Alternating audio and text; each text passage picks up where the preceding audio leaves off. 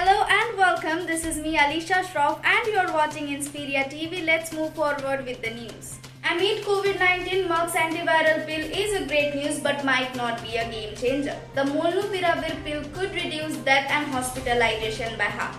According to the interim results of a major study which is released today, an oral antiviral pill would be the first oral medicines to fight against viral infection COVID-19. At the first oral treatment of Molnupiravir pill, an analysis was done among 775 patients. In a study, found out of them 7.3% patients given Molnupiravir pill were hospitalized. There were no number of deaths in Molnupiravir pill group. Petrol and diesel prices once again increased in the country. Oil companies have once again increased oil prices on Sunday. Indian oil companies increased the price of petrol by 25 paise per litre and diesel by 30 paise per litre on 3rd of October. Let me tell you that with the increase in the prices of petrol and diesel for 4 days in a row, the price of vehicle fuel in the country has reached a new record level. BJD leading with more votes in Pipli. Counting of votes for the by-poll to the Pipli Assembly seat in Odisha's Puri district has begun under high security. At 7 p.m. Thursday, the voting in the constituency began and will continue till 6 p.m.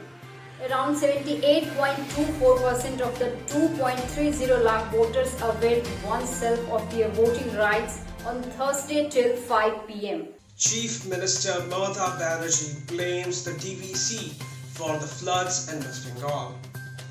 As Mamata Banerjee re-enters the assembly by leading in Bhawanipur, she claims that the floods that have occurred in the southern districts of West Bengal were in fact man-made floods.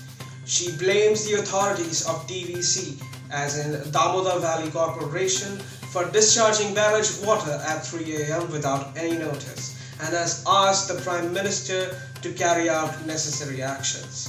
Over the last week, there has been heavy rainfall recorded in Jharkhand due to Hurricane Gulab, and this has led to the DVC releasing over 275,000 cusecs of water.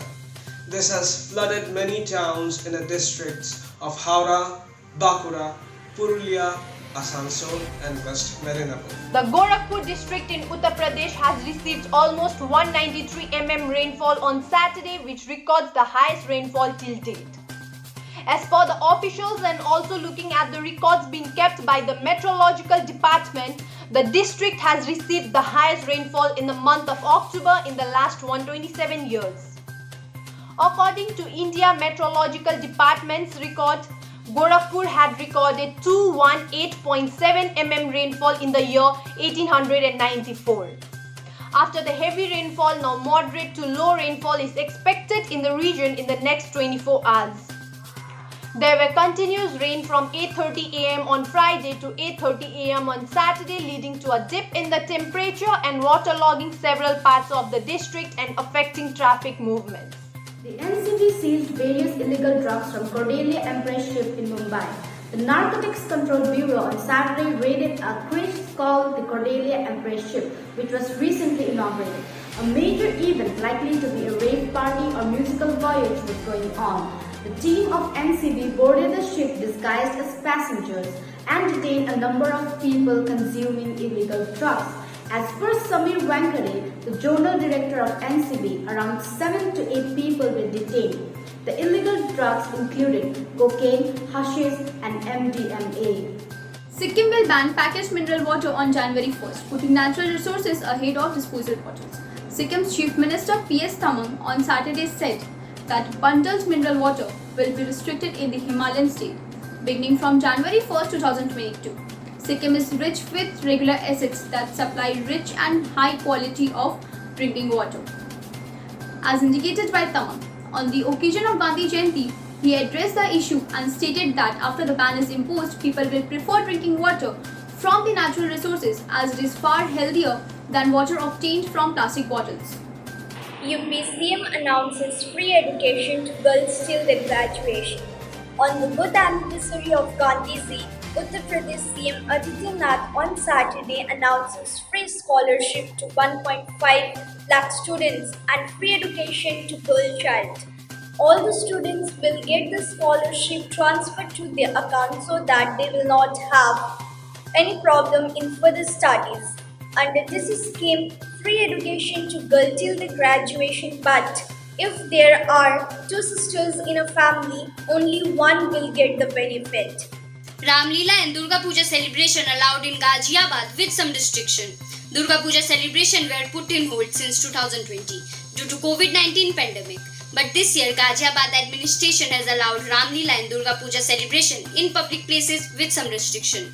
The program can only be organized after getting permission from the district administration. No stalls will be allowed in the pandal. Not more than 100 people get in at a time. Event can only be conducted keeping in mind all the COVID-19 protocols. Cinema halls to open from 25th October and colleges from 18th October in Kerala.